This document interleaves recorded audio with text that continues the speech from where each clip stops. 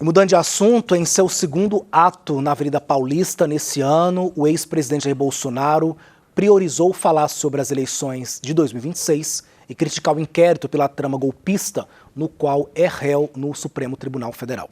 Bolsonaro disse que é processado por uma, entre aspas, fumaça de golpe. Desta vez, o mote oficial da manifestação foi Justiça Já. O ato também mostrou um Bolsonaro mais fragilizado após vários problemas de saúde e derrotas na justiça, aceitando aos poucos em seu discurso a inelegibilidade e que impedirá ele de concorrer à presidência no próximo ano. O ex-presidente pediu aos apoiadores que o ajudem a eleger 50% da Câmara e do Senado ano que vem, pois assim a liderança que assumiria, que vai assumir a maioria do Congresso, vai mandar mais que o presidente da República, segundo falas aí de Bolsonaro. Os ex-aliados do ex-presidente que participaram do evento criticaram o julgamento da tentativa de golpe no STF. O pastor Silas Malafaia iniciou seu discurso chamando Alexandre de Moraes de, entre aspas, ditador da toga e defendendo a anulação da delação de Mauro Cid. Malafaia foi mais uma vez o organizador do evento e vocalizou as palavras que Bolsonaro tem que calar para não se complicar ainda mais com a justiça. Em um dado momento, o pastor puxou um coro de, entre aspas, assassino contra Alexandre de Moraes e, nomeando os líderes da Câmara e do Senado, Hugo Mota e Davi Alcolumbre, chamou a direita de, entre aspas, prostituta e vagabunda. No palanque, Bolsonaro imitou o slogan de Donald Trump ao tentar falar em inglês, Make Brazil Great Again. O ex-presidente também acusou, sem provas, a esquerda de ter orquestrado o 8 de janeiro, apesar de pedir anistia para os envolvidos. Vamos ver um pouquinho aí dessa manifestação ontem lá na Paulista? Chegou o fatídico 8 de janeiro. Um movimento, mais do que claro, orquestrado pela esquerda. Lula não estava em Brasília. No dia anterior, ele foi para Araraquara, porque sabia o que ia acontecer. Tanto é que as imagens de quase 200 câmeras sumiram. Tudo foi quebrado antes daquelas pessoas que, em parte, estavam no acampamento chegaram. No dia seguinte, essas pessoas foram presas. E assistimos hoje condenações a 14, 15, 16, 17 anos de prisão. Apesar da afirmação do ex-presidente, diversas imagens mostraram centenas de apoiadores dele saindo do QG, caminhando até a esplanada dos ministérios, com apoio de policiais militares invadindo os prédios públicos. Muitos deles se filmaram, inclusive, com celulares, entrando nos prédios e quebrando o patrimônio público em nome de intervenções militares para tirar Lula do Planalto uma semana após a posse dele.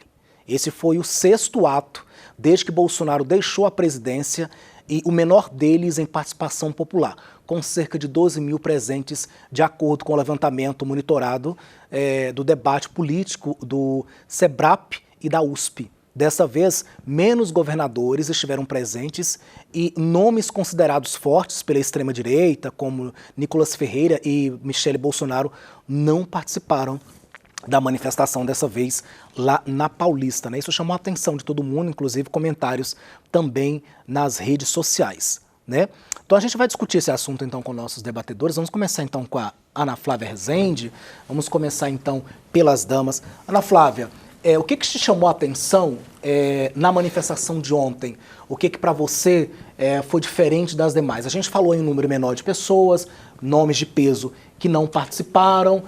Cada vez mais as pessoas estão minando essas manifestações. Como é que você vê isso? Alex, eu acredito que à medida que o julgamento avança, ele demonstra a força das instituições brasileiras. Então, é natural que pessoas líderes que têm credibilidade, eles vai desestimulando a participação nas manifestações desses líderes.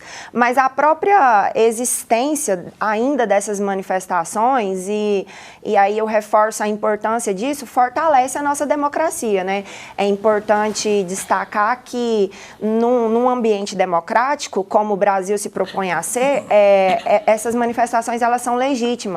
Mostra que existem outras correntes de pensamento e que elas são respeitadas. Então, a manifestação é algo bom. O que eu reforço aqui com o ouvinte e com quem está nos assistindo, perdão, é a diferença de discurso, né, do ex-presidente Jair Bolsonaro na manifestação e lá no julgamento na frente do Alexandre de Moraes. O tom é bem diferente.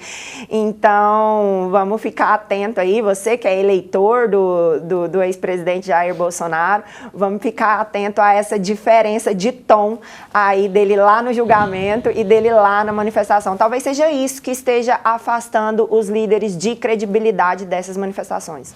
José Menezes, agora Bolsonaro acusa a esquerda de ser responsável por toda aquela balbúrdia do 8 de janeiro, dizendo que pessoas já tinham entrado lá, já tinha quebrado.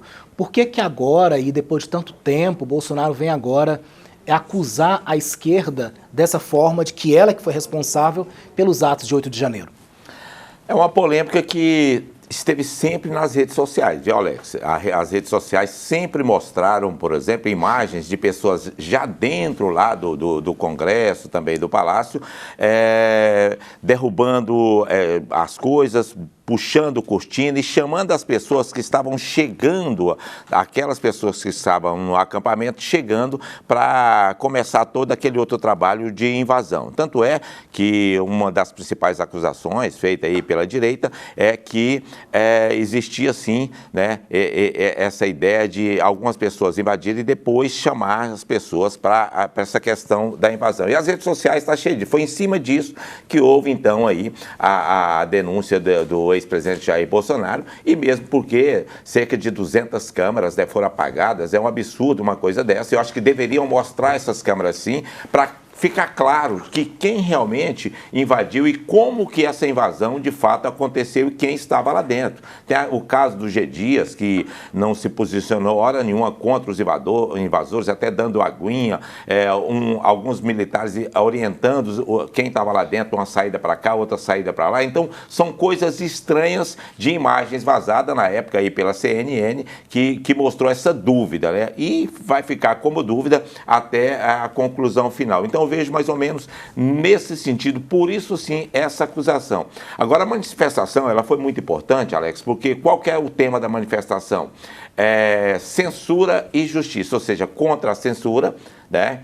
Principalmente depois do avanço aí do STF com relação ao Legislativo e modificando o artigo 19, né, do Marco Civil da Internet, que para mim estava bem claro com relação às responsabilidades e também com relação ao excesso de pena das pessoas que participaram do 8 de janeiro. São pessoas que não cometeram crimes graves contra a vida e tudo mais, estão pegando pena muito, na minha visão, né, muito altas com relação a tudo isso aí. Agora, é claro que as pessoas que invadiram, que quebraram, independente de qual lado que ela esteja, tem que ser penalizada, tem que ser punida. Isso aí é bem claro. Agora, eu acho que é um excesso, 17 anos, ou o que seja.